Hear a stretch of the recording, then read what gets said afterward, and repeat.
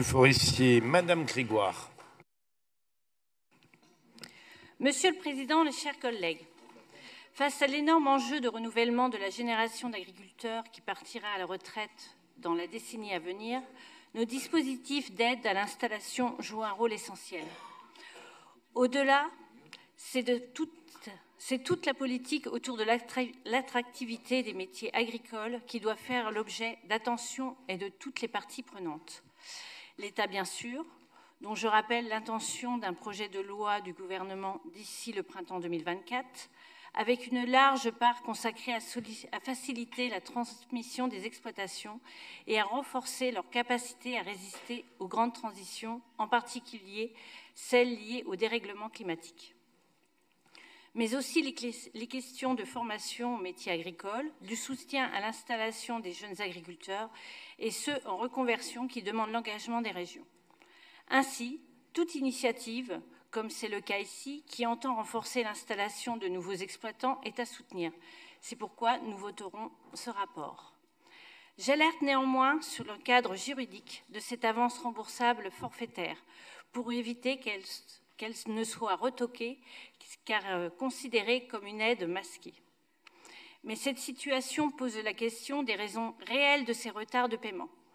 Le contexte du transfert en 2023 de la compétence de la DGA et de la DNA de l'État aux régions y a peut-être sa part, mais il convient de se limiter à sa seule et juste part.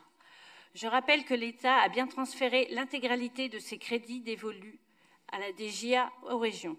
Je dis bien l'intégralité, moyens financiers et humains. Les régions étaient demandeuses de ce transfert, ce qui laissait présager une préparation et une anticipation pour être prêt à ce transfert. Si le retard de traitement des dossiers est dû à un manque de personnel, ce n'est pas parce que l'État n'a pas transféré les moyens humains, mais le personnel en question n'ont pas tous accepté les conditions auxquelles les régions les accueillaient. Et je ne parle pas que des conditions financières, mais aussi les conditions et les pratiques de travail. C'est donc avant tout ce manque d'anticipation des régions qui explique une grande partie de ces retards.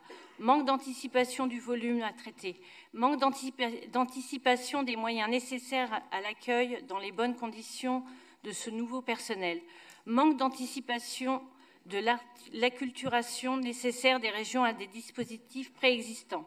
Bref, le problème est maintenant réglé et nous souhaitons tous que cette période de transition s'achève au mieux pour tout le monde. Et s'il y a besoin d'envisager de nouveaux moyens d'accompagnement, l'écoute du ministère n'est jamais détournée.